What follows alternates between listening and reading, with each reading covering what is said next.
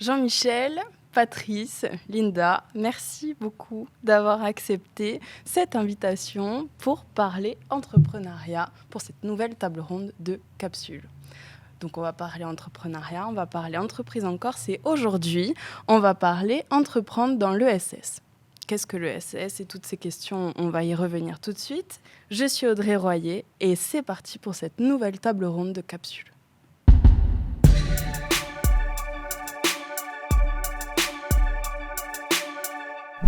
Alors, autour de cette table, j'ai le plaisir d'accueillir Jean-Michel Minicogne, qui est directeur de la CRES, la Chambre régionale de l'économie sociale et solidaire. Donc, toi et ton équipe, vous animez le réseau des structures de l'ESS en Corse à travers des réunions, des événements et même des formations. Donc, je reviens tout de suite vers toi pour qu'on en parle un peu plus. Patrice Pellegrin, merci d'avoir accepté cette invitation. Directeur de l'association Falepa Corsica, donc, qui gère 6 chantiers d'insertion qui sont le pôle mobilité, la recyclerie, l'atelier menuiserie, l'atelier rénovation d'intérieur, celui des espaces verts et du patrimoine et l'atelier Precious Plastique. Très intéressant tout ça. Nous sommes ravis de t'avoir à nos côtés. Et enfin, l'incontournable Linda Gendre-Perret. Donc, on t'a déjà présenté, on te représente et c'est avec grand plaisir. Tu es une ancienne journaliste économique de Corse et tu étais observatrice des entreprises corse. Et tu es à présent accompagnatrice à la M3E de jeunes entrepreneurs et entrepreneuses. C'est pour simplifier au maximum ce CV qui durerait, je ne sais pas, 24 heures à défiler ce CV. Bon, du coup, on revient avec Jean-Michel qui va nous présenter ce qu'est l'ESS au final. Alors, l'économie sociale et solidaire, enfin, l'ESS, c'est l'économie sociale et solidaire. Et ce sont des entités économiques qui sont sous des formes juridiques diverses, mais on retrouve principalement des associations, des sociétés coopératives, des mutuelles, des fondations et parfois même des entreprises qui ont inscrit dans leur statut un caractère social et solidaire. Donc, je sais qu'il y a 3 buts à une entreprise sociale et solidaire. Donc, il y a le but non lucratif. Donc, c'est-à-dire qu'il n'y a pas d'enrichissement des porteurs de projets uniquement, mais c'est l'enrichissement de la structure. Effectivement, en fait, il y a 3 grands principes qui régissent l'économie sociale et solidaire. Donc, il y a celui-ci que tu évoques, qui est la lucrativité encadrée ou la lucrativité limitée. Donc, ça veut dire que si une structure de l'économie sociale et solidaire, pour donner un exemple, si une association réalise des bénéfices en fin d'année, ces bénéfices ils vont être injectés dans le projet associatif.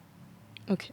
Deuxième point de l'économie sociale et solidaire, c'est la gouvernance démocratique et participative. Alors en effet, le deuxième point, et c'est un point essentiel et fondamental pour l'économie sociale et solidaire, c'est la participation d'un plus grand nombre de décisions stratégiques d'une structure. Donc ça veut dire qu'au sein d'une gouvernance, au sein d'une instance telle qu'une assemblée générale ou un conseil d'administration ou d'un bureau, il y a plusieurs personnes qui vont définir les orientations d'une structure et qui vont participer aux décisions principales d'une structure. Et ça, c'est une spécificité que ne connaissent pas véritablement les entreprises classiques secteur marchand, puisque généralement, c'est un seul gérant qui va prendre les décisions pour l'ensemble des salariés. Oui, ou au nombre de pourcentage de parts. Voilà, là, c'est une personne égale une voix. Tout à fait. Et participative, c'est-à-dire qu'on va tous être engagés dans le projet. Absolument. Donc ça, c'est une part très importante. On va y revenir tout à l'heure. Et donc, le troisième point de l'ESS, c'est l'utilité sociale. Absolument. Et l'utilité sociale, ça veut dire qu'en fait, ces structures-là, l'essence même de l'existence de ces structures, c'est qu'elles répondent à un besoin qui est concret, qui est réel et qui... Donc, c'est des structures qui produisent des biens ou des services qui répondent à des besoins qui sont concrets et réels. Voilà. Sociaux, voilà. Pour des bénéfices sociaux, quoi. Okay. Ou qui ne sont pas couverts par le service marchand. Et généralement, ces actions, comme tu le dis, s'inscrivent dans des champs qui ne sont ni couverts par les entreprises secteur marchand, puisqu'il n'y a pas véritablement de modèle économique qui les intéresserait pour aller vers ces biens et services, et ni couvert par les acteurs institutionnels, puisque ça ne fait pas partie de leur champ de compétences. D'ailleurs, les acteurs institutionnels participent très souvent à alimenter des missions, des structures de l'ESS ou des besoins financiers. Tout à fait, puisqu'elles ont la possibilité de distribuer des subventions à des associations ou à des sociétés coopératives dont les projets répondent à des enjeux politiques majeurs qui auraient été déterminés par des élus et même au niveau national par l'État. Est-ce que tu aurais quelques chiffres clés pour définir l'ESS en Corse ? Alors, pour te donner quelques chiffres clés, ça représente en termes d'emploi plus de 8000 salariés. Donc, ce qui est quand même un secteur, une part assez importante. Ouais. C'est plus de 1100 établissements employeurs. La grande majorité sont des associations, 85 à 90% sont des associations. Après, on retrouve des sociétés coopératives, des mutuelles. Voilà pour les grands chiffres qui régissent un peu l'économie sociale et solidaire en Corse. Ok. Eh bien, écoutez, moi, il me vient une question. Est-ce que l'entrepreneur ESS, avec tout ce que l'on vient de voir avec Jean-Michel, merci, est-ce que l'entrepreneur ESS est un entrepreneur comme un autre ? C'est la question piège, il faut se lancer. Première question, quelqu'un doit se lancer. Alors, Patrice, au hasard. Ouais, il n'y a que moi. Alors, c'est bon. L'entrepreneur social, effectivement. Alors, pour pouvoir se lancer dans ce qu'on peut appeler dans l'entrepreneuriat social, aujourd'hui, l'État est en train de faire changer un petit peu les choses. C'est-à-dire qu'en fait, on était des chantiers d'insertion. Donc, on embauche toujours des gens bénéficiaires des minima sociaux, mais on est en train de changer de paradigme. On est en train de devenir des entreprises de l'économie sociale et solidaire. Et donc, dans entreprises de l'économie sociale et solidaire, vous avez tous les mots qui font qu'aujourd'hui, on va vers l'entrepreneuriat de façon un tout petit peu plus prononcée. Il y a 20 ans, quand j'ai monté Fallait pas Corsica, puisque j'ai eu la chance d'être là au départ, le mot chiffre d'affaires, c'était un gros mot. Il ne fallait pas en faire et il ne fallait pas le dire. Il ne fallait pas faire de commercialisation. Donc, on ne faisait pas de la commercialisation, on faisait de la communication. Sauf qu'aujourd'hui, on s'aperçoit que tout ça a évolué. Et aujourd'hui, on nous demande de faire du chiffre d'affaires, on nous demande de faire de la communication, on nous demande de faire de la commercialisation, de mettre en place des plans d'action commerciale. Donc, ça veut dire qu'aujourd'hui, on est passé de l'autre côté de la barrière. C'est-à-dire qu'on est des entrepreneurs sociaux. Alors, la grosse difficulté, c'est qu'il faut qu'on ait les réflexes d'un entrepreneuriat normal, donc classique. Donc, il faut gérer une équipe, il faut gérer des chiffres d'affaires, il faut gérer des devis, il faut gérer tout ça. Donc, les mêmes problématiques qu'un entrepreneur, mais nous, on rajoute la problématique sociale, puisqu'en fait, l'idée, c'est que l'ensemble des personnes que l'on fait travailler avec nous, ce sont des bénéficiaires des minima sociaux. Et donc, on rajoute une difficulté à une difficulté. C'est-à-dire que la difficulté économique, elle est là, donc il faut y aller, il faut rentrer un petit peu dedans.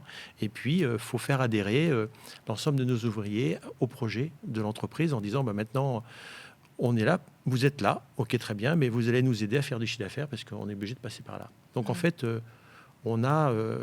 c'est comme la fusée de Tintin. On a une fusée à double étage. Le premier étage, c'est qu'on a des gens, on est là pour pouvoir couvrir, comme disait Jean-Michel, un secteur qui n'est pas couvert par les entreprises. Donc ça, c'est clair.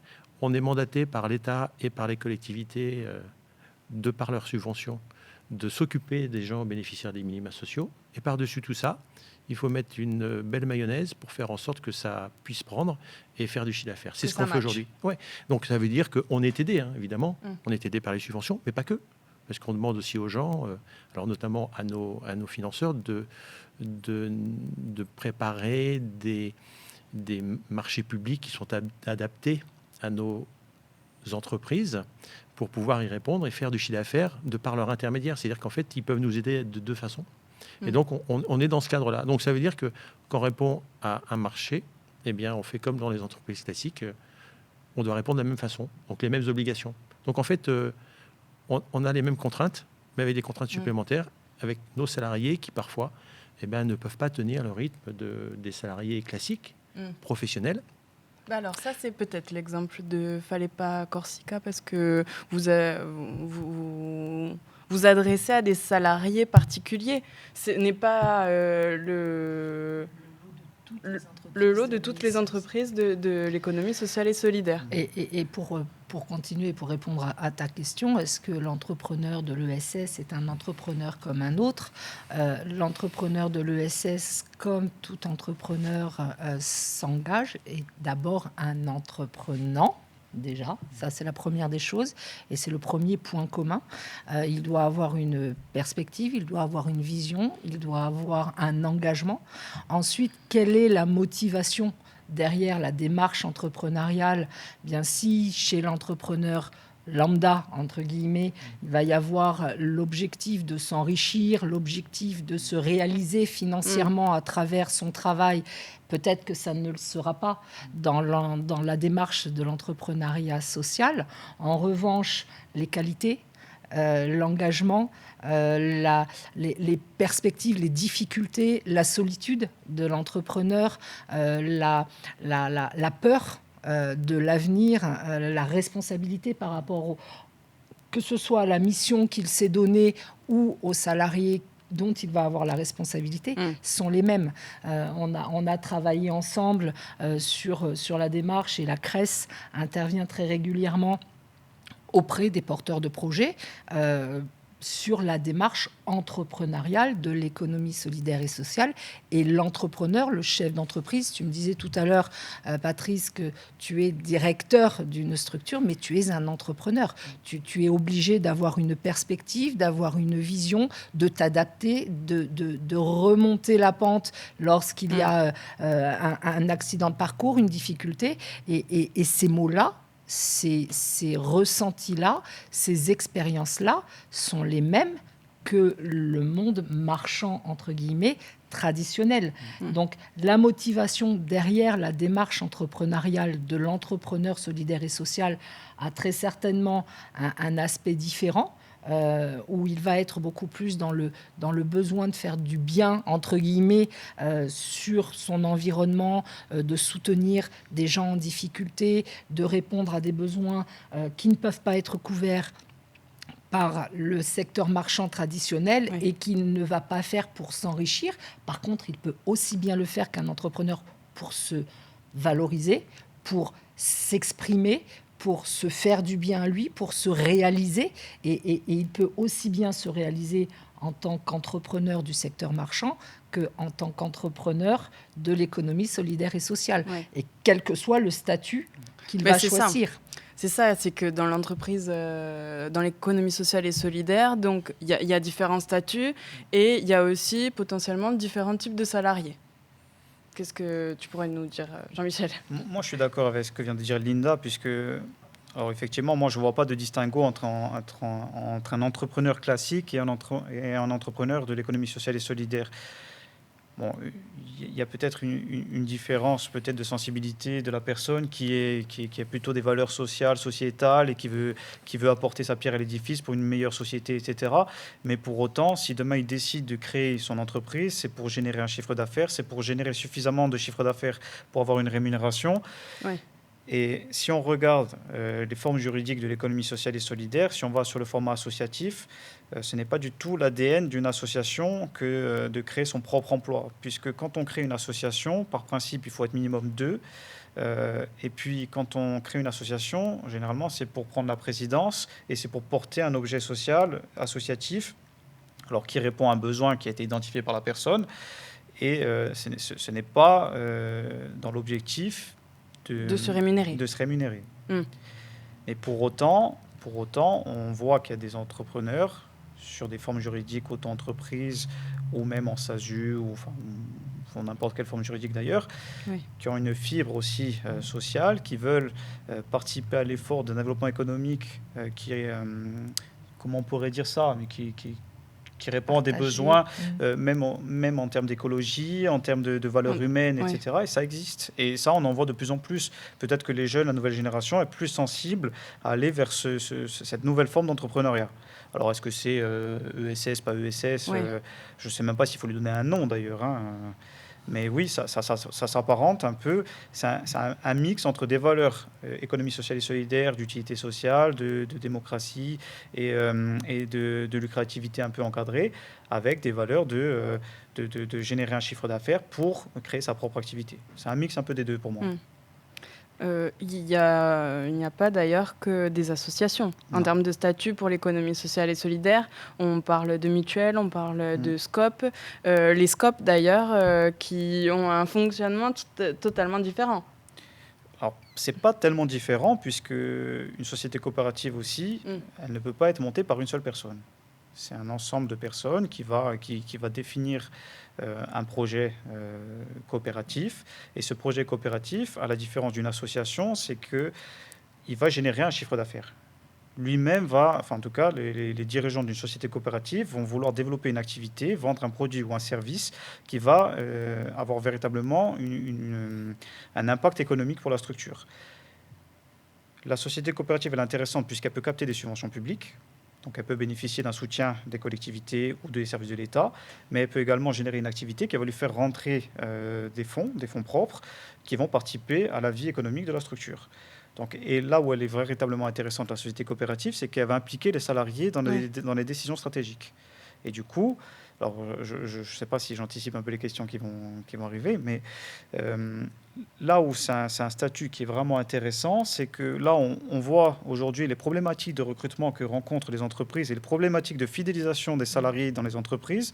Les sociétés coopératives ont, par ce biais-là, par l'essence même de leur statut, où elles impliquent les salariés au projet coopératif, eh ben, on se rend compte que les salariés restent plus longtemps dans les entreprises et participent même au développement de ces structures.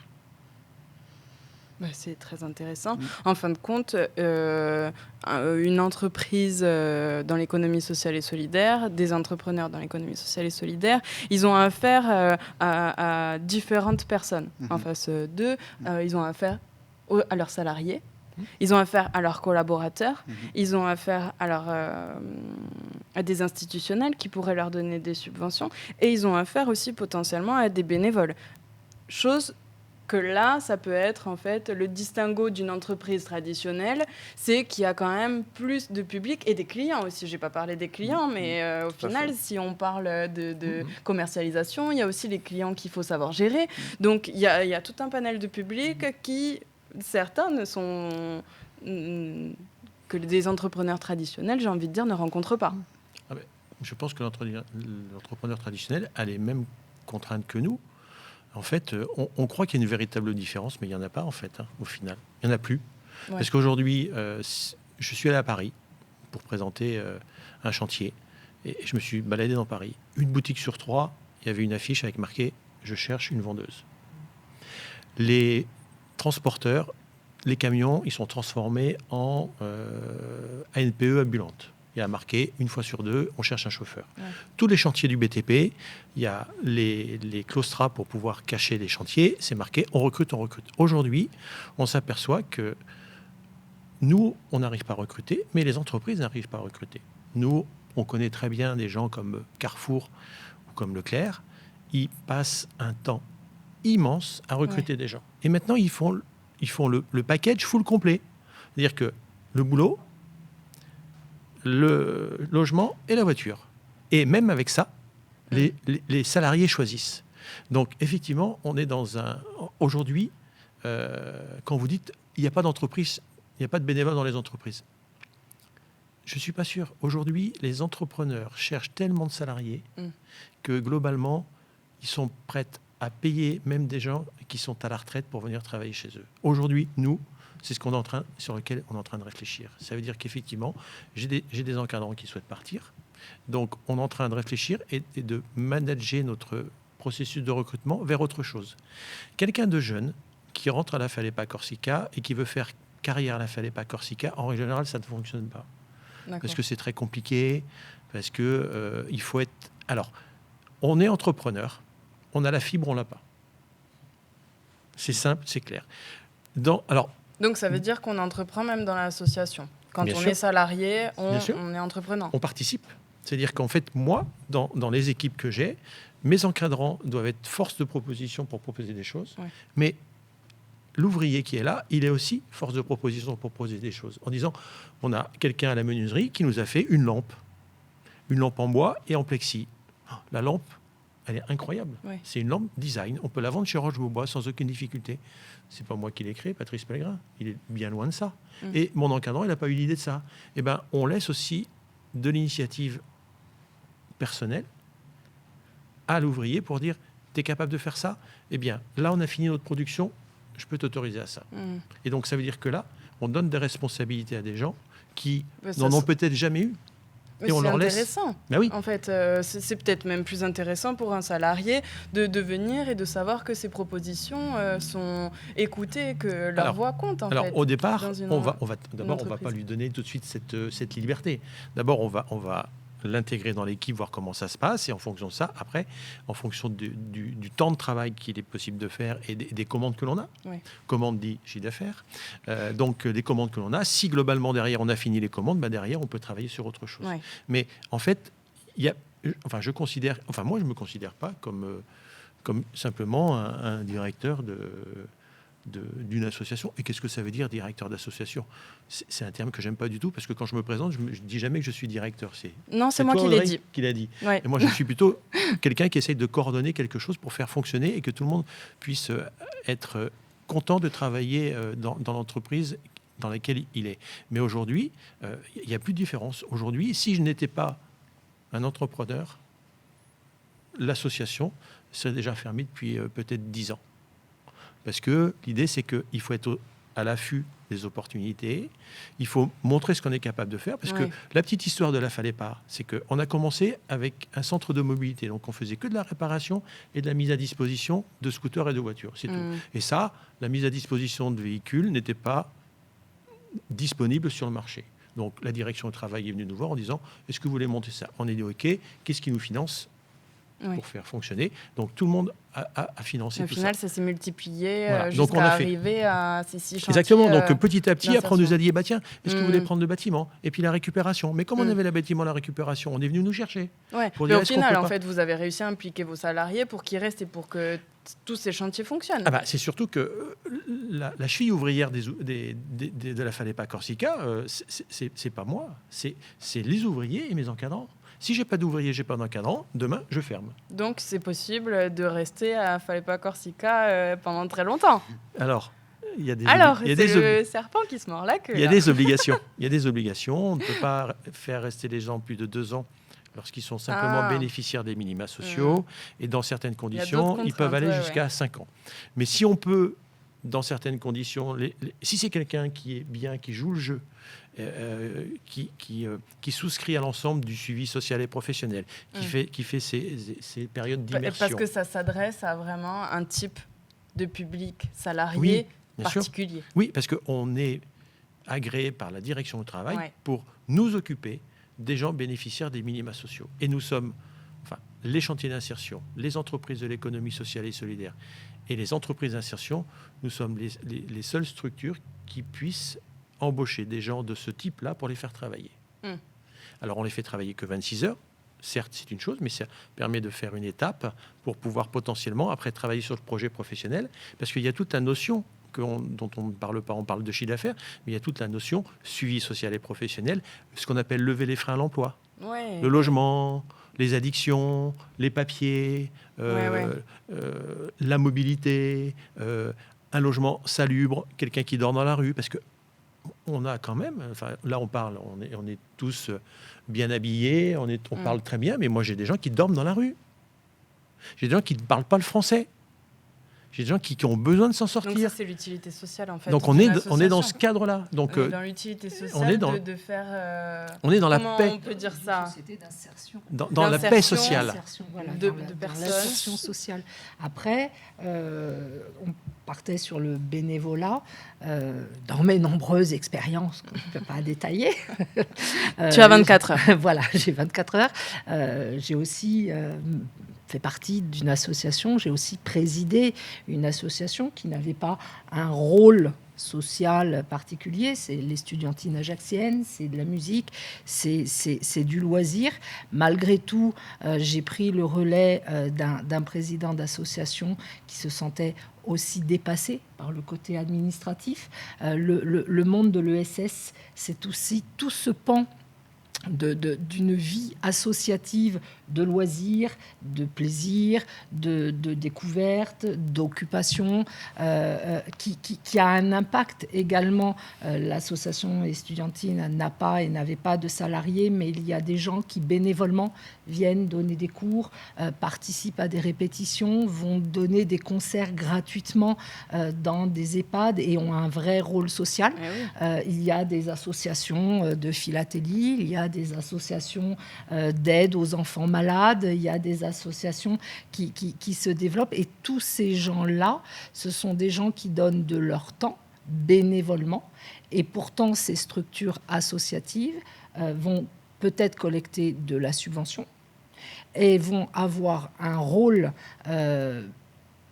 j'allais dire, un peu invisible, mais de proposer à des enfants des activités, d'intervenir dans des quartiers, d'ouvrir à la culture. Et tout ça fait aussi partie du monde de l'économie solidaire et sociale.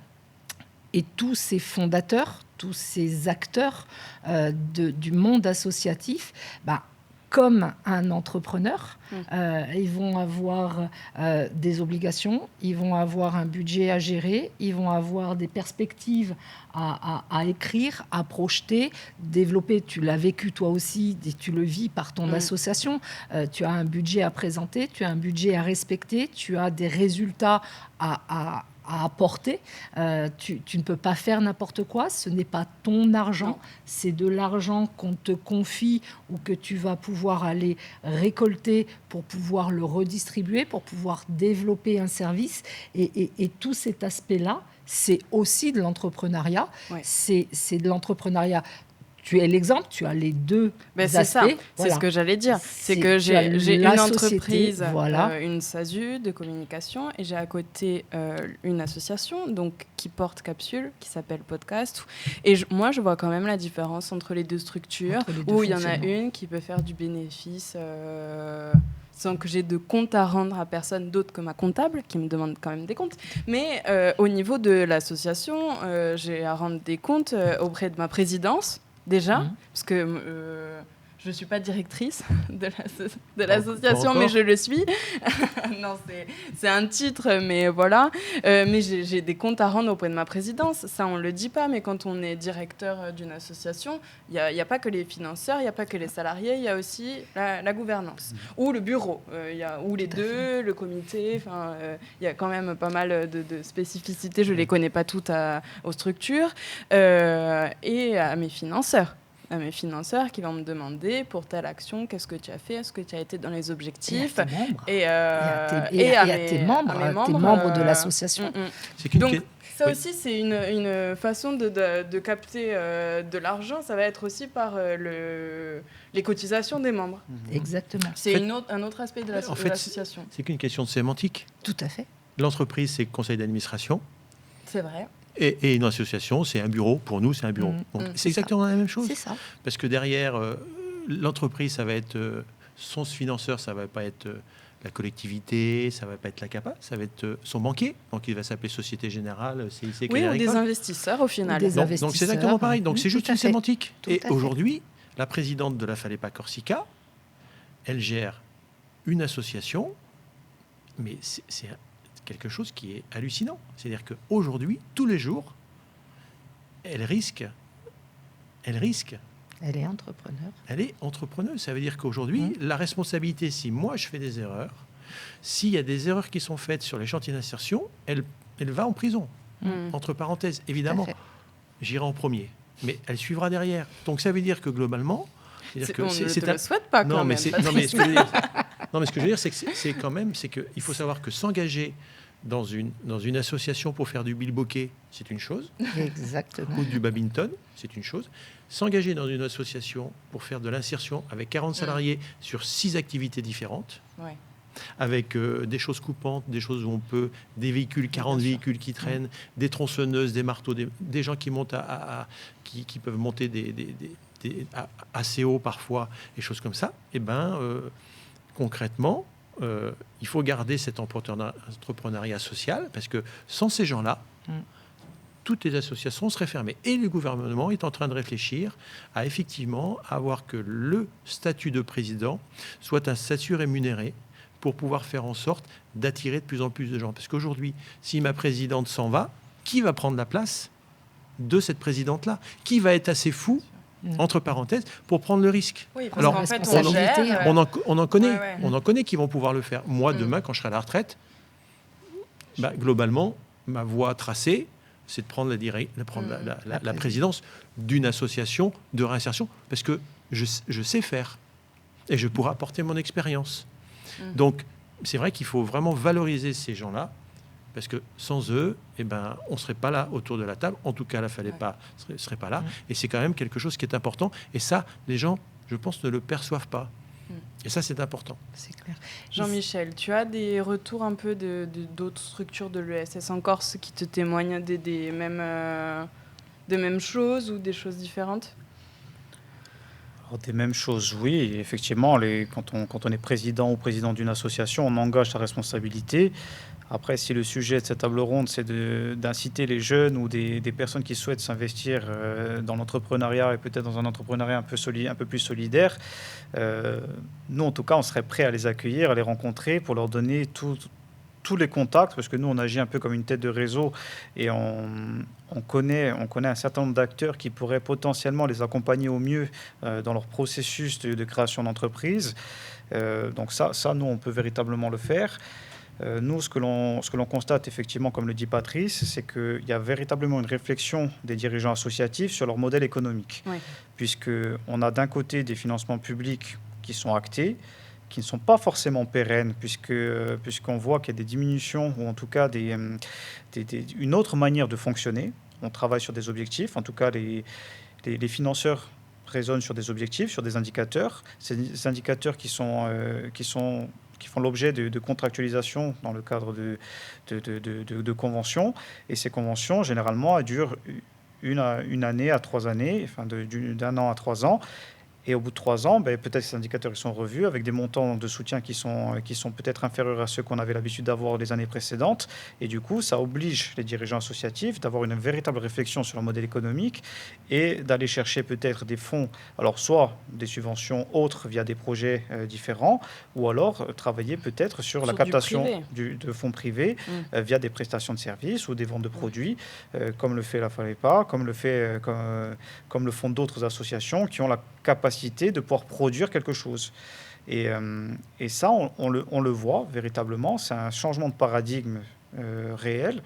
Et en ça, je pense que véritablement, il va y avoir une espèce, alors peut-être pas de révolution, peut-être c'est un mot peut-être un peu trop fort, mais il va y avoir une évolution assez importante, ou en tout cas qui a déjà été amorcée depuis quelques années, mais qui va s'avérer de plus en plus accentuée dans les années à venir. Importante, De toute façon, on le vit, on le vit dans les porteurs de projets qu'on peut être amené à accueillir. Lorsqu'on propose d'orienter l'accompagnement, l'accès à de l'information pour développer une structure de l'ESS, c'est peut-être les permanences qui ont le plus de succès, entre guillemets, parce que c'est une thématique qui touche.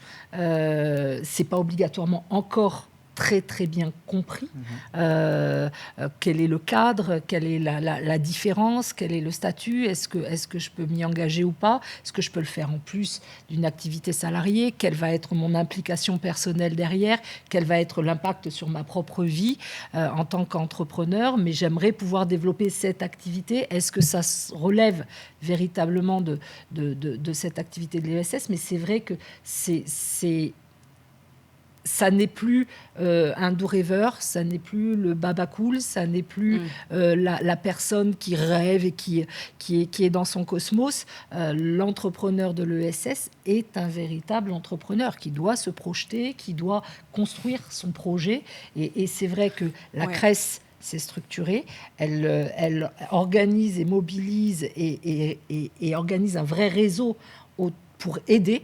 Vous proposez beaucoup de formations, vous proposez de la montée en compétences, et il y a de plus en plus de structures qui accompagnent au même titre qu'on accompagne à l'entrepreneuriat d'une façon générale. Ouais. Et c'est vrai que ça se structure Des de plus en plus. entrepreneurs dits traditionnels. C'est ça. Et ce qui est intéressant, je rajoute juste une chose, c'est que quand on est dans l'économie sociale et solidaire, quand on est dirigeant d'une association ou gérant d'une société coopérative, on a accès à des outils qui ne sont pas accessibles à des entrepreneurs classiques. On peut bénéficier des dispositifs locaux d'accompagnement. Ça veut dire qu'il peut y avoir des prestataires qui peuvent être mandatés pour répondre à une problématique d'une entreprise, enfin d'une association ou d'une société coopérative. Ça peut être des problématiques en termes de ressources humaines, ça peut être des problématiques en termes de réflexion sur l'évolution de la structure, ça peut être des problématiques de logistique, de communication, enfin elles sont assez variées. Et il y a aussi des outils financiers qui existent, notamment des prêts à taux zéro, qui sont remboursables l'année suivante et qui apportent véritablement de l'air à la trésorerie. C'est Corse Active pour l'initiative qui porte ça ici en région Corse et qui est un acteur incontournable pour l'économie sociale et solidaire.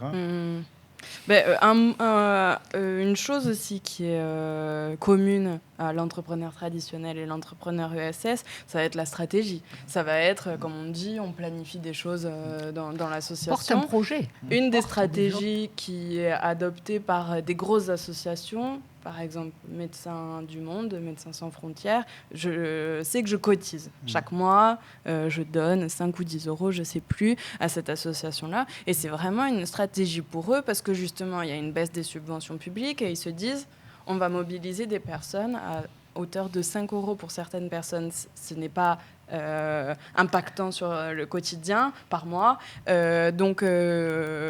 C'est une stratégie qu'ils adoptent, le don, le mécénat du particulier, que du professionnel. La stratégie, tu as raison, elle est essentielle, puisque comme on travaille à 3 ans maximum, sincèrement, je vois peu d'associations qui ont une visibilité au-delà des 3 ans.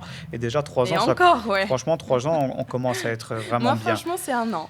Et alors, effectivement, là, 3 ans, je suis assez optimiste dans ce que je raconte, mais forcément, ça implique aux personnes qui travaillent dans ces structures d'avoir véritablement une réflexion sur comment pérenniser la structure. Et ça, c'est un travail de tous les jours. Et puis, il y a une visibilité sur 3 ans, Patrice. Et puis, il y a une professionnalisation aussi qui est obligatoire en termes de communication. Je veux dire, on ne peut plus se permettre, même la petite association, si elle n'est pas sur les réseaux, si elle ne trouve pas des membres. Enfin, je veux dire, Ce qui est important aujourd'hui, c'est que travailler dans l'économie sociale et solidaire, c'est que c'est un métier qui a du sens. Et aujourd'hui, les gens cherchent du sens à leur travail. Et je connais beaucoup de gens qui sont des ingénieurs et qui ont arrêté leur boulot d'ingénieur pour faire des métiers qui ont du sens. Et ça, c'est important. Et aujourd'hui, nous, on travaille avec des grosses associations. On travaille avec le label Emmaüs, l'abbé Pierre, 1954. Emmaüs, c'était l'homme de l'époque. Mais aujourd'hui, à la tête de label Emmaüs, c'est des gens qui ont fait Subdeco, qui ont fait l'ENA. C'est des gens qui ont un CV et des compétences qui sont... Qui rivalisent celui de Linda. Mais alors, ils ont du mal. Mais... Peut-être pas. Mais en tout cas, l'idée, c'est que ces gens-là, ils arrivent avec leur petite structure. Label Emmaüs, quand vous regardez le CV, vous dites, ouais, ok, j'ai compris. Pourquoi il est là ? Et la personne, elle a effectivement un plan stratégique à 3 ans, elle a des projets de développement, et ainsi de suite. Donc, aujourd'hui, si vous ne faites pas ça... Alors, toutes les associations n'ont pas cette démarche-là, évidemment, parce que globalement, c'est compliqué. Nous, on essaye de l'avoir pour pouvoir dire, voilà, on va cette direction-là. Et puis, on est aussi des opportunistes. Une opportunité, on la tire.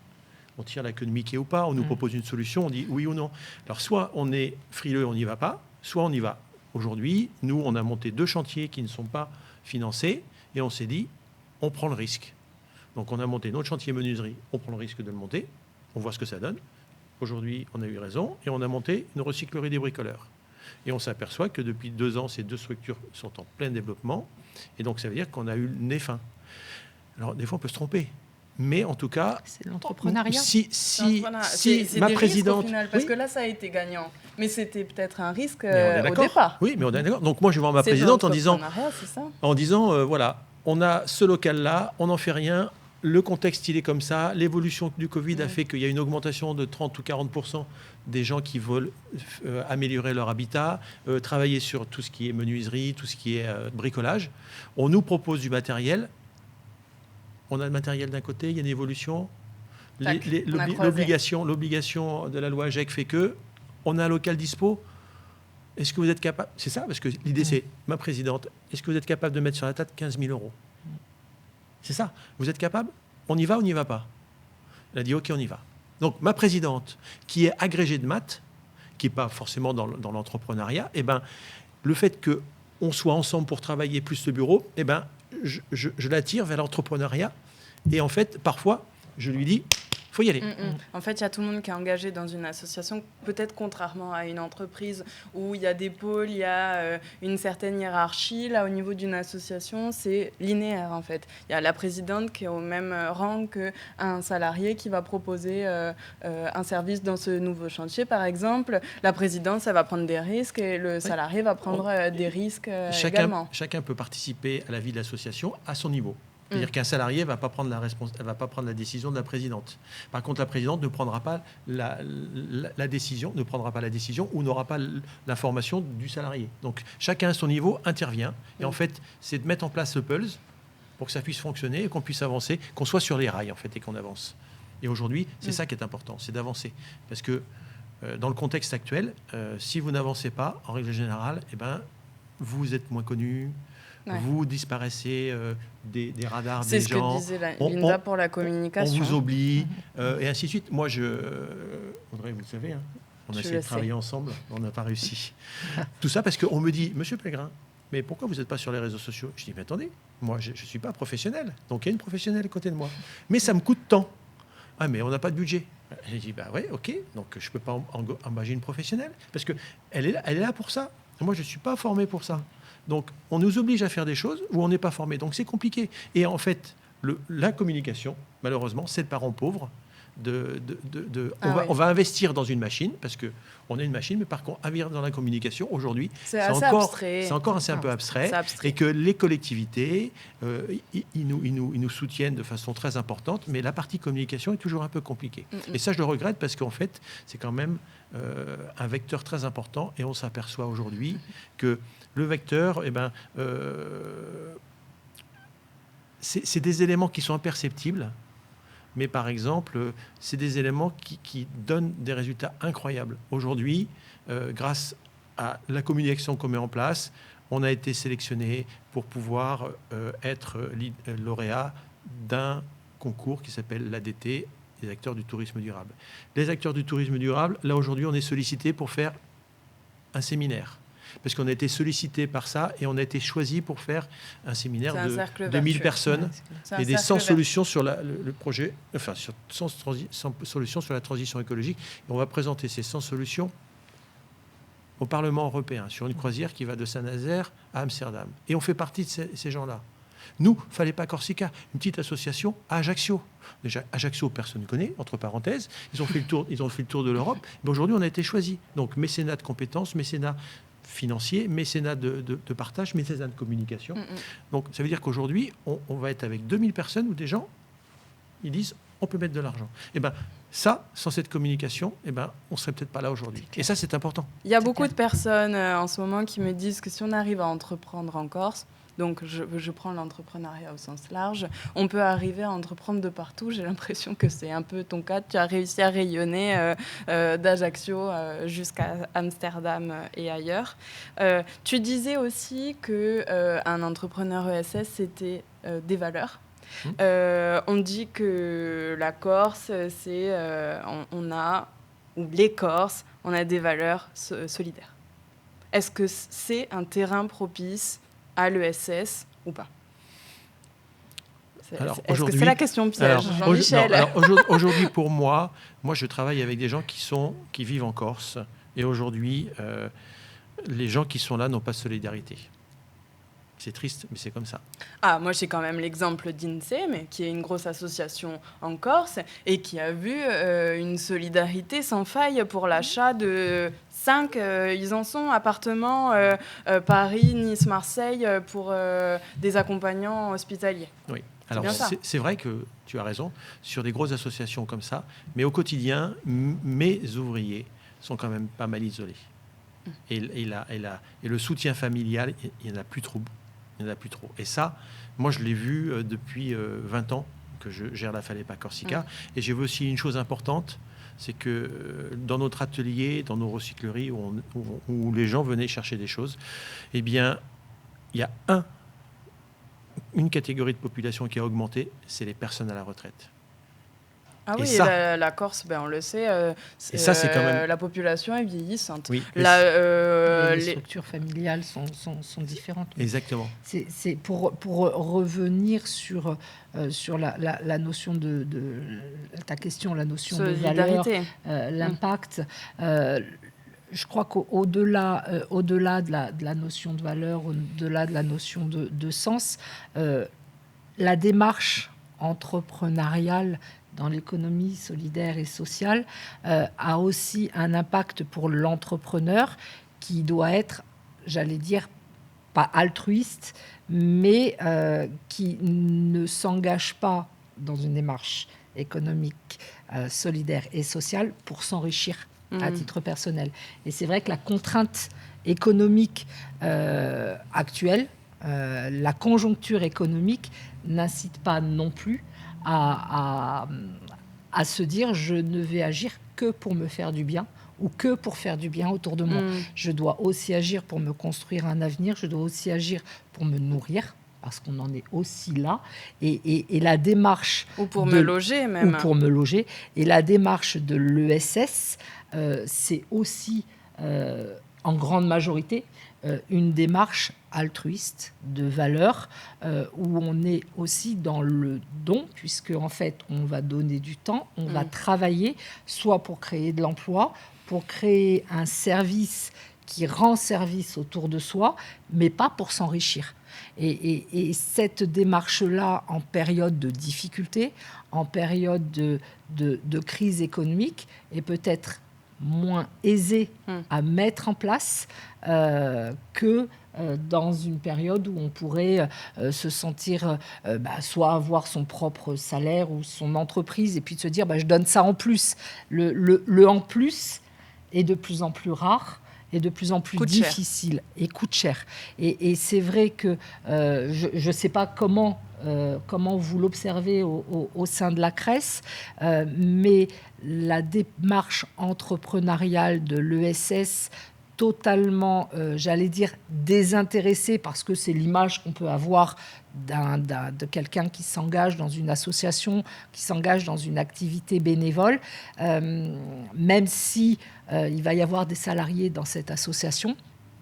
Cette démarche-là est peut-être plus difficile en période économique difficile. Et c'est pour ça que la notion d'économie solidaire et sociale, c'est peut-être aussi de rappeler qu'on peut aussi en vivre. On peut aussi créer une structure qui relève de l'économie solidaire et sociale, qui ne soit pas seulement une association où on vient pour rêver, où on vient pour donner du temps gratuitement, où on est là dans une démarche bénévole. On peut aussi, et tu es en train de le développer, tu crées un emploi dans le cadre de ton association.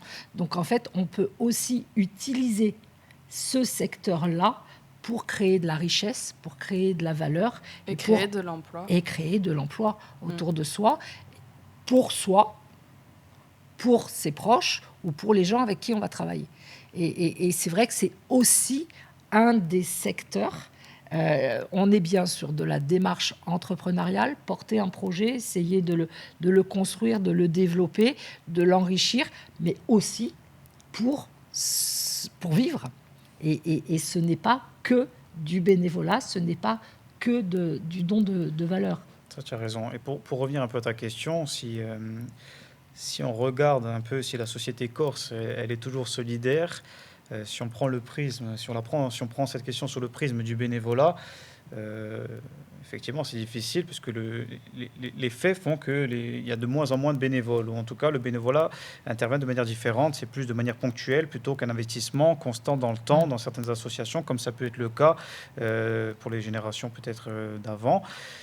Cependant, ce que l'on constate, c'est que la société corse, dès qu'il y a une catastrophe, dès qu'il y a un drame, dès qu'il y a quelque chose qui est un peu, en tout cas qui peut toucher les gens, elle répond toujours présente. Et ça, on peut le vérifier, que ce soit dans les villages, que ce soit dans les villes, ou que ce soit même à l'échelle de ce qui se passe en Ukraine ou ce qui se passe dans le monde. Elle répond véritablement. On l'a vu avec les cagnottes de crowdfunding aussi. Sincèrement, oui. Après, tu prenais l'exemple d'INSEM. Effectivement, je pense que les gens, comme la Marido, ils sont très sensibles aux enjeux de santé, notamment pour les enfants qui partent se faire soigner sur le continent. Donc là, on voit qu'il y a un réel engouement de la part de la société corse qui répond véritablement présent pour ces associations. Après, ces associations font un travail formidable. Là aussi, il y a du bénévolat. Évidemment. Et des compétences. Et des compétences. Bien sûr. Parce que les gens qui sont à la tête de bénévoles ne sont pas des gens qui sont... qui s'improvisent ou qui rêvent. DRH ou spécialistes de la communication. C'est vrai. C'est tout j'ai envie de dire un art, mais c'est aussi des compétences avant tout. Le fait de manager et d'impliquer donc toutes ces catégories qu'on vient de citer. Mais là où l'association elle est forte, quand on voit quand il y a des dirigeants ou des gouvernants, enfin des personnes qui font partie de la présidence, qui sont très impliqués, ils arrivent à fédérer, à créer un assemblée, à mettre en commun des compétences pour un but. Et ça, franchement, c'est extraordinaire, parce que ce but-là, il n'est pas lucratif. Et c'est d'autant plus louable. Il y a une espèce de noblesse à travers ça. Alors, je ne dis pas que de monter une entreprise pour générer un chiffre d'affaires et faire vivre tout un tas de salariés, ce n'est pas noble, mais il y a quand même... cette fibre sociale et sociétale, je trouve qu'elle est assez incroyable. Il y a une dimension en plus. Oui, je pense. Donc en fait, ça serait ça. On essaie de dire en quoi l'entrepreneur ESS est différent peut-être de l'entrepreneur lambda. De ce que vous dites, pour résumer, vraiment en un mot, c'est l'utilité sociale. C'est vraiment, si on passe au-delà de cette notion d'économie, au-delà de cette notion de salarié qui, on le voit, peut être très complexe, de la gestion de tout un tas de personnes et d'acteurs, la notion d'utilité sociale est au centre même de toute structure de l'ESS. Absolument. J'en arrive à ma dernière question. Déjà, le temps passe vite avec vous. On disait que l'ESS n'a pas de but lucratif, mais l'ESS, et tu vas me rejoindre sur ça, Jean-Michel, s'inscrit quand même dans une dynamique économique pour la Corse. Qu'est-ce que tu peux nous en dire? Alors, déjà, dire que le non lucratif ne veut pas dire ne pas faire de bénéfices. Déjà ça, une structure de l'économie sociale et solidaire peut générer des bénéfices, et ces bénéfices, on le disait tout à l'heure, ils vont être réinjectés dans l'objet de la structure. Après, sur le développement économique, moi, ce que je trouve incroyable par rapport aux structures qui gravitent en Corse et autour de la CRES, c'est qu'elles apportent une complémentarité aux entreprises, aux institutions qui sont là pour créer une espèce d'écosystème. Vous complétez, hein? Oui, mais vous êtes bien à côté l'un l'autre. C'est très bien. On se connaît peut-être. Ah, vous êtes mignons. L'écosystème. Pardon, Jean-Michel. Non, mais c'était très bien. C'est exactement le mot que je cherchais. Donc je t'ai entendu, c'est pour ça. C'est ça. Et bon, pour essayer de reprendre un peu le fil de tout ça, si on prend les enjeux écologiques, par exemple, en matière d'économie circulaire, on se rend compte qu'il y a beaucoup d'associations qui ont été pionnières en matière d'économie circulaire. On le voit autour de la table, il y a Falepa Corse qui propose des solutions en termes d'économie circulaire et qui peuvent s'inscrire en tout cas venir en complémentarité de ce que propose une entreprise en termes de gestion des déchets, pour éviter que ces déchets soit partent dans des sites d'enfouissement, soit dans des sites de stockage de de revalorisation dont véritablement c'est une espèce de nébuleuse, on ne sait pas où véritablement ça part. Donc, et nous, en plus, on a la possibilité la CRES a eu la possibilité d'intégrer un consortium qui l'a fait partir dans des échanges européens. Donc, on est parti à Majorque, on est parti en Belgique, on est parti en Suède. On a d'autres mobilités qui sont programmées sur la thématique notamment de l'économie circulaire et du traitement des déchets. Et on voit sur un territoire comme Majorque, qui est une île dont le contexte est assez similaire à la Corse, c'est 3 fois plus petit, mais il y a 1 million d'habitants, avec une forte pression touristique. Eux, ce qu'ils ont mis en place en termes de logistique de traitement des déchets, c'est assez incroyable.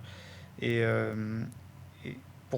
pourtant, on est une île de 300 000 habitants, on a, on a quand même des compétences, on a un certain nombre d'acteurs qui sont prêts à s'investir sur ces sujets, bon, au-delà de toutes les problématiques aussi de ce secteur. Mais quand on voit ce qui se passe à Majorque, avec toutes les strates, et comme on voit à quel point le secteur de l'entreprise marchande travaille avec le secteur associatif, et c'est main dans la main, hein, et avec le concours des acteurs institutionnels, je pense que c'est ça qu'il faudra développer dans les prochaines années en Corse. Et c'est ce sur quoi on travaille notamment avec l'Office de l'environnement. Et l'ADEC aussi, avec l'Agence de développement économique de la Corse, pour justement essayer de créer, on parle d'écosystème, mais véritablement de filières de revalorisation où les acteurs associatifs sont pleinement partie prenante. Ouais, et ça participe en fait à la dynamique économique. Absolument. Malgré tout. Ah, mais clairement. Tu parlais de l'ADEC, c'est un gros acteur économique en Corse et qui s'implique justement sur ces sujets-là. Et là, on parle d'économie circulaire dans le sens du traitement des déchets, mais c'est vrai aussi sur tout ce qui est circuit court alimentaire. Eh oui. La production locale, elle est nécessaire. Et ça, on a de plus en plus d'exploitants qui sont prêts à produire en local. On a des entreprises qui sont assez incroyables, même dans la vinification, dans le miel, même les entreprises comme Corsica Gastronomie qui essaient de travailler directement en local, de se produire en local, et qui ont des résultats qui sont assez incroyables, et qui exportent en plus, donc qui valorisent un peu l'image de la Corse, les produits de la Corse, dans le monde entier. Donc il faut profiter de tout ça. Effectivement, nous, on est dans cette démarche-là depuis maintenant un certain nombre d'années, puisque en fait, on a beaucoup de partenariats avec des entreprises privées. Et je dirais presque plus, c'est qu'on connaît mieux les entreprises privées qu'on ne connaît nos confrères associatifs, on dirait, entre parenthèses. Parce que quand je vais en rendez-vous avec une entreprise privée, c'est bizarre, mais je parle le même langage. Ah oui. Et que là, on met des partenariats avec Laurent Merlin, avec Pietre et des choses comme ça. Eh bien, quand on dit j'ai besoin de faire ça, on n'a pas besoin de 50 réunions. C'est tu me fais ça à ce prix-là, est-ce que tu peux le faire? Le prix, c'est quel prix et combien tu peux m'en faire? Voilà, c'est aussi simple que ça. Et donc, ça veut dire que c'est oui ou c'est non. C'est très simple. Et donc, ça veut dire que nous, on est engagés dans cette démarche-là depuis très longtemps. Et comme on parle le même langage, eh bien, ils comprennent comment ça fonctionne. Et juste avant l'émission, je me suis fait engueuler par un client. Ça arrive. Hein. On leur explique pourquoi. Ils comprennent. Et en fait, ils sont aussi très... comme ils savent... Bienveillants. Exactement. Ils sont bienveillants parce qu'ils savent qu'on travaille avec des gens qui parfois sont un peu compliqués. Mais de la bienveillance, avoir un métier qui a du sens, être un entrepreneur et pas avoir peur d'investir, c'est les maîtres mots de la prochaine génération des entrepreneurs sociaux. Et aujourd'hui, si effectivement, comme dit Jean-Michel, il a un panel de gens qui sont incroyables et qui viennent autour de lui, Linda aussi, nous, à notre petit niveau, il y a des gens qui nous appellent en disant « Comment je peux monter un chantier d'insertion ?» Par exemple, Solidarité Taravo, eh bien, ce monsieur-là, je l'ai eu 1 an ou 2 ans avant son projet, et il est venu voir comment ça faisait, comment ça se passait, qu'est-ce qu'on pouvait faire. Et c'est important, c'est-à-dire que Jean-Michel ou Linda, quand il y a des projets, ils peuvent venir à la Falepa pour voir comment ça se passe. Parce qu'il faut voir comment ça se passe. Parce que l'expérience fait que ça évite des écueils et surtout, ça fait gagner du temps. Pour l'entrepreneur social, ça, c'est important. Parce qu'en fait, le temps, potentiellement, c'est de l'argent. Et que quand on a une subvention, il faut pouvoir avancer le plus rapidement possible pour être efficient et être efficace. Mais alors, tu as soulevé quand même 2 points très importants. C'est le temps dans tout ce qui va être administratif au niveau des associations et de l'ESS, dis-moi si je me trompe, mais qui est extrêmement long par les institutions qui les subventionnent, en fait. Et le deuxième point, c'est le réseautage. Ouais. C'est comme le temps de C'est l'émission. deux points très, très importants. C'est comme le temps de l'émission. On n'a pas de temps, en fait, au final. Ah bon? Oui. Parce qu'en fait, l'administratif, ça nous prend un temps pas possible. Oui. C'est toujours trop long. Donc, c'est compliqué. Et les Bon, c'est réseautages... gentil de dire que l'émission est trop longue. Hein. Et le réseautage, c'est important parce qu'effectivement, c'est ce qui permet d'avancer. Et en fait, ce qui est marrant, c'est que depuis que Linda nous a acceptés à la M3E, puisqu'on avait des problèmes de changement de bureau, donc maintenant qu'on y est, On ne peut plus partir. on n'a plus envie de partir. Donc c'est l'info générale de l'émission. Linda, garde-moi. C'est Donc, vrai qu'on a tous un point commun autour Oui, de c'est la vrai, table, c'est c'est qu'on vrai. est tous à la M3E mais quand même. ce qui est fou, c'est qu'en fait, on apprend à se connaître en respectant chacun les différences des autres. Et en fait, petit à petit, on s'aperçoit, bah tiens, Jean-Michel qui me dit, tu me donnes mon numéro de ton menuisier parce que j'ai besoin d'un meuble. Linda, je dis, tiens, Linda, il faudrait que je te vois parce que maintenant que je suis à la M3E, j'ai des idées. Jean-Michel m'a donné ton numéro pour l'émission. Voilà, exactement. Johan, qui est juste en face de nous, il me dit, tiens, je fais une Aléria. Alors bon, malheureusement, ça a été annulé par le préfet. Mais hop, on est partenaire sur la première année. Mais ça veut dire que les restaurateurs qui font partie de l'association Aléria ont été sensibilisés pour la collecte des bouchons. Donc, des gens qui ont des compétences qui sont autour de tout ça, et ben, on avance. La personne qui est fait Plastic App, eh ben, il m'a appelé en disant, tiens, je voudrais mettre les conteneurs de la Falepa, parce que c'est incroyable. C'est-à-dire qu'en fait, C'est ça. il faudrait se mettre autour de la table pour tous parler, parce qu'il ne faudrait pas qu'il y ait 4 personnes, mais il faudrait qu'il y ait 40 personnes autour de la table pour parler d'entrepreneuriat Ça va social. être une grande table. C'est évident. Oui, mais c'est important parce que chacun a son sens. Le mec qui fait à de place, il dit, moi je suis sensibilisé par le plastique, mais en même temps, je veux faire une application pour que ça serve à tout le monde. Donc ça a du sens.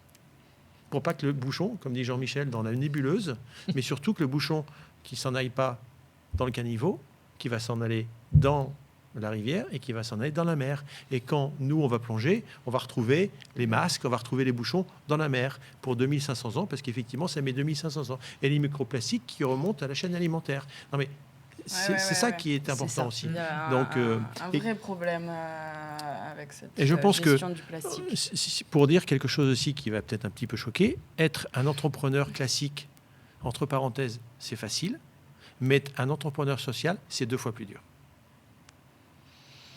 Après, ça dépend de l'entrepreneur, ça dépend de son profil, ça dépend du Parce que secteur nous, et ça on a dépend en de plus son projet. toute la partie sociale qu'une entreprise, en principe, ne devrait pas s'en occuper, mais qu'aujourd'hui, ils sont obligés de venir vers nous. Donc ça veut dire que nous, on va vers eux, mais qu'eux vont vers nous aussi, parce qu'effectivement, ils n'ont pas les notions liées au suivi des ouvriers, de faire un peu de social dans l'entreprise, et ça, c'est pas possible. Et quand nous, on met des salariés en stage, on les amène à cette dynamique-là. Et les entreprises, nécessairement, sont obligées de venir aujourd'hui, parce que sinon, ils ne trouvent pas de salariés. Merci pour cette petite conclusion, Patrice. Linda, petite conclusion de cette table ronde. De cette table ronde. Tu es habituée aux entrepreneurs dits traditionnels, entrepreneurs et entrepreneuses, mais depuis peu, tu accueilles une association au sein de la M3E. Tout à fait, parce que l'association est une entreprise au sens européen du terme et que les porteurs de projets que je reçois, que nous recevons, qui viennent dans nos animations ou qui viennent chercher de l'information, très régulièrement, on les renvoie sur la CRES parce que ce sont des entrepreneurs au sens large à qui on va pouvoir transmettre l'explication d'une démarche entrepreneuriale. Et puis, l'aspect ESS va être un aspect supplémentaire, peut-être un peu plus handicapant sur certains aspects, peut-être un peu plus valorisant sur d'autres aspects et sur les valeurs qu'il va porter. Mais c'est d'abord et avant tout un entrepreneur, quelqu'un qui a un projet, qui le construit, qui va essayer de le mener à bien et qui va utiliser les moyens qui seront à sa disposition pour y accéder. Et notre rôle à tous, c'est de les y aider le mieux possible, de leur permettre d'accéder à ces informations qui vont leur permettre de réaliser ce projet ou de le développer, puisque l'objectif, il n'est pas seulement d'accueillir un porteur de projet, mais de permettre de pérenniser ces structures qui ont un rôle économique très, très important. Tu as ouvert la table ronde en parlant de 8000 salariés. À l'échelle de la Corse, c'est un secteur à part entière et c'est un vrai pan de l'économie. Donc un entrepreneur, qu'il soit en économie solidaire et sociale ou qu'il soit dans le secteur traditionnel, c'est d'abord une personne ou un groupe de personnes qui porte un projet et qui porte des valeurs et qui va essayer de les concrétiser. Jean-Michel, une petite conclusion. Moi, je ne ferai pas de conclusion. Je voudrais juste faire une ouverture pour une potentielle autre table ronde, spécifiquement sur le statut société coopérative, puisque ces sociétés, au-delà d'impliquer les salariés dans la stratégie de l'entreprise, elles ont des avantages fiscaux intéressants. Et je pense que ça vaudrait le coup d'en faire un peu la promotion. C'est noté pour une potentielle table ronde. Je vous remercie à tous les trois. C'était fort intéressant. Ça fait déjà 1 heure. Patrice, tu te rends compte? J'ai pas vu le temps passer. Eh non. Merci Linda, Jean-Michel et Patrice d'avoir discuté avec moi autour de cette table pour savoir si l'entrepreneur ESS est un entrepreneur comme un autre. Vous en faites ce que vous voulez de nos réponses. C'était un épisode de Capsule soutenu par la M3E et BPI France. Et je vous donne rendez-vous sur les réseaux sociaux pour plus d'informations et pour connaître la suite des événements. À bientôt.